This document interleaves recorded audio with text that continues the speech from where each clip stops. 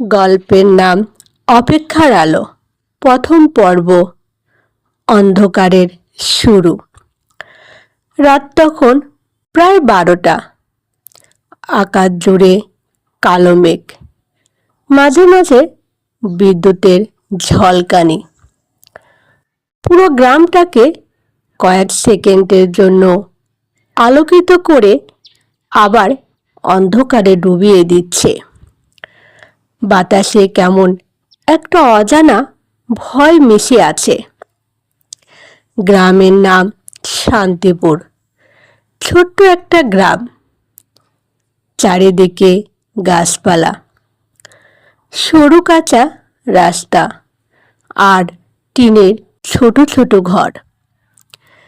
দিনের জায়গাটা যত শান্ত লাগে, রাতে ততটাই রহস্যময় হয়ে ওঠে। সে গ্রামের এক কোণে ছোট্ট একটা টিনের ঘরে বসে কাঁদছিল একটি মেয়ে। তার নাম নীলা। বয়স বেশি না, মাত্র 24 বছর। কিন্তু জীবনের কষ্ট তাকে আরো অনেক বড় করে দিয়েছে। চোখের নিচে কালো দাগ, মুখে ক্লান্তি, তবুও তার চোখে একটা অদ্ভুত মায়া ছিল। নীলার কোলে ঘুমিয়ে আছে 3 বছরের ছোট্ট ছেলে রিহান। বাচ্চাটা শান্তভাবে ঘুমাচ্ছে, যেন পৃথিবীর কোনো ভয় তাকে ছুঁতে না পারে। নীলা ছেলের মুখের দিকে তাকিয়ে আস্তে করে মাথায় হাত বুলিয়ে দিল। তারপর দীর্ঘশ্বাস ফেলে জানালার বাহিরে তাকালো। বৃষ্টি শুরু হয়েছে।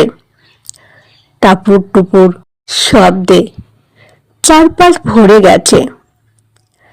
ঠিক তখনই বাহিরে কারো পায়ের শব্দ শোনা গেল। ধূপ ধূপ ধূপ। নীলার বুক কেঁপে উঠল। সে বুঝতে পারল লোকটা ফিরে এসেছে। দরজার বাহিরে দাঁড়িয়ে আছে আরিফ, নীলার স্বামী। কিন্তু স্বামী নামের মানুষটা অনেক আগে তার জীবনের ভয় হয়ে গেছে। হঠাৎ দরজায় জোরে ধাক্কা পড়ল। ধাম ধাম। দরজা খোলো। আরিফের গলা শুনে নীলা ভয় পেয়ে গেল। তার হাত কাঁপছে। সে আস্তে করে দরজা খুলতে আরিফ টলতে টলতে ভেতরে ঢুকলো। তার শরীর থেকে তীব্র মদের গন্ধ আসছে। চোখ দুটো লাল। আরিফ চিৎকার করে বলল, খাবার কোথায়? নীলা নিচু গলায় বলল, ভাত রান্না করেছি, এনে দিচ্ছি। আরিফ চেয়ারটায় বসে রাগী চোখে চারিদিকে তাকালো। তারপর হঠাৎ থালা ছুঁড়ে মারল মেঝেতে। ঝনঝন শব্দে থালাটা ভেঙে গেল। রিহান ঘুম থেকে উঠে ভয় পেয়ে কেঁদে উঠল। মা মা। নীলা তাড়াতাড়ি ছেলেকে কোলে তুলে নিল। আরিফ আরো রেগে গেল। এই ছেলেটাকে চুপ করাও। নীলার চোখে পানি চলে এলো। সে শান্ত গলায় বলল, ও তো ছোট মানুষ।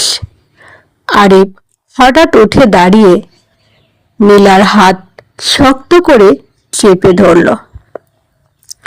আমাকে কথা শোনাচ্ছিস? ব্যথায় নীলার মুখ বিকৃত হয়ে গেল, কিন্তু সে কিছু বলল না, কারণ সে জানে এই মানুষটার সঙ্গে তর্ক করলে পরিস্থিতি আরো খারাপ হবে। কয়েক মুহূর্তের পর আরিফ তাকে ছেড়ে দিয়ে আবার বসে পড়ল। নীলা রান্নাঘরে গিয়ে চুপচাপ খাবার এনে দিল। তার চোখ দিয়ে পানি পড়ছে, কিন্তু সে শব্দ করছে না। এ যেন তার প্রতিদিনের জীবন, কষ্ট, ভয় আর অপমান। খাবার খেতে খেতে আরিফ বলল, শুনেছি পাশের গ্রামের স্কুলে চাকরির কথা বলেছিস। নীলা থমকে গেল। সে আস্তে করে বলল, আমি শুধু জানতে চেয়েছিলাম। আরিফ রেগে টেবিলে হাত মারল। তোর চাকরি করার দরকার নেই। আমি কি মরেছি? নীলা চুপ করে রইল, কারণ সে জানে এই মানুষটা কখনো তাকে নিজের মতো বাঁচতে দেবে না। একসময় আরিফ মদ খেয়ে বিছানায় শুয়ে পড়ল। কিছুক্ষণের মধ্যে নাক ডাকার শব্দ ভেসে আসতে লাগলো। নীলা তখনও জেগে, তার চোখে ঘুম নেই। সে জানালার পাশে গিয়ে দাঁড়ালো। বাহিরে প্রবল বৃষ্টি, দূরে বিদ্যুতের আলো ঝলসে উঠছে। নীলার মনে পড়তে লাগলো পুরনো দিনের কথা। এক সময় সে খুব হাসি খুশি ছিল, কলেজে পড়তো, অনেক স্বপ্ন ছিল, শিক্ষিকা হবে, নিজের একটা সুন্দর জীবন হবে, এসব ভাবত। কিন্তু বাবার হঠাৎ মৃত্যু সব বদলে দিল। সংসারের চাপে মা দ্রুত তার বিয়ে দিয়ে দেন। শুরুতে আরিফ এতটা খারাপ ছিল না। সে হাসতো, গল্প করত, স্বপ্ন দেখাতো। নীলাও ভাবত এই মানুষটার সঙ্গে হয়তো সুখে থাকা যাবে। কিন্তু বিয়ের কয়েক মাস পর থেকে সব বদলাতে শুরু করে। আরিফ কাজ করতো না ঠিক মতো, ধীরে ধীরে মদ খাওয়া শুরু করলো। তারপর রাগ, চিৎকার, মারধর। নীলার জীবনটা ধীরে ধীরে অন্ধকার হয়ে গেল। অনেকবার সে ভেবেছে পালিয়ে যাবে, কিন্তু কোথায় যাবে? সমাজ কি তাকে মেনে নেবে? একটা ছোট বাচ্চা নিয়ে সে কিভাবে বাঁচবে? এসব ভাবতেই সে থেমে যায়। হঠাৎ রিহান কাঁদতে শুরু করলো। নীলা দ্রুত গিয়ে তাকে কোলে নিল। কি হয়েছে বাবু? রিহান আদো ঘুমে বলল, মা, ভয় লাগছে। নীলার বুকটা মোচড় দিয়ে উঠল। সে ছেলেকে শক্ত করে জড়িয়ে ধরল। ভয় পাস না, আমি আছি। এই ছোট্ট মানুষটাই এখন তার বেঁচে থাকার একমাত্র কারণ। পরের দিন সকাল, বৃষ্টি থেমে গেছে। চারিদিকে কাদা আর ভেজা মাটি। নীলা উঠোন ঝাড়ু দিচ্ছিল। ঠিক তখন পাশের বাড়ির রাবিয়া খালা এসে বললেন, মা, তুই আর কত সহ্য করবি?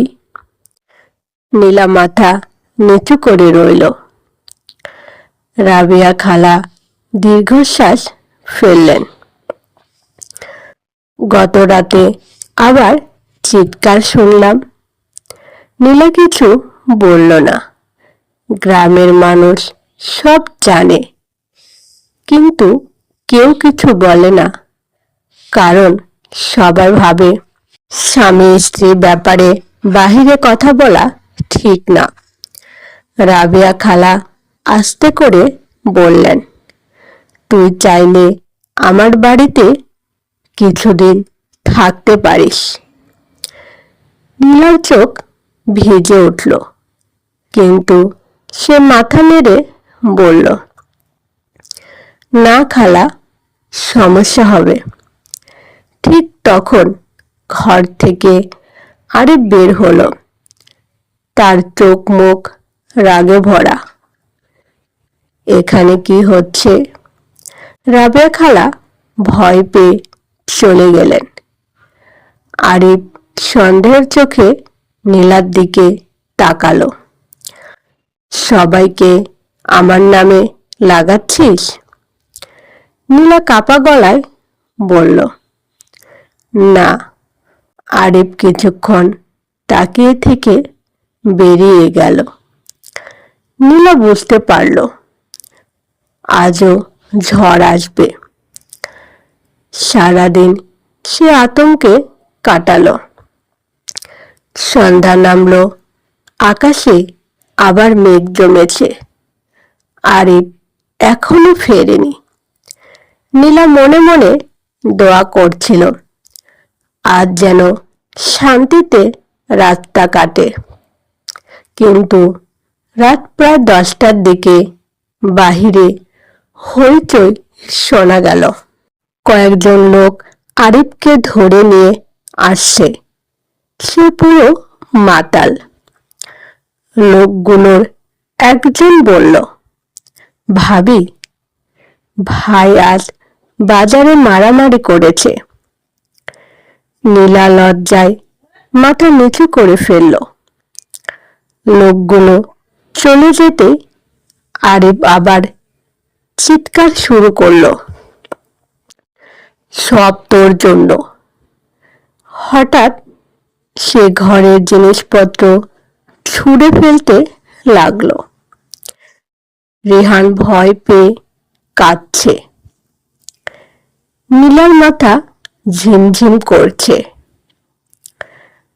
তার মনে হলো আর না, এভাবে আর বাঁচা যায় না। সে রাতে প্রথমবারের মতো সে একটা সিদ্ধান্ত নিল।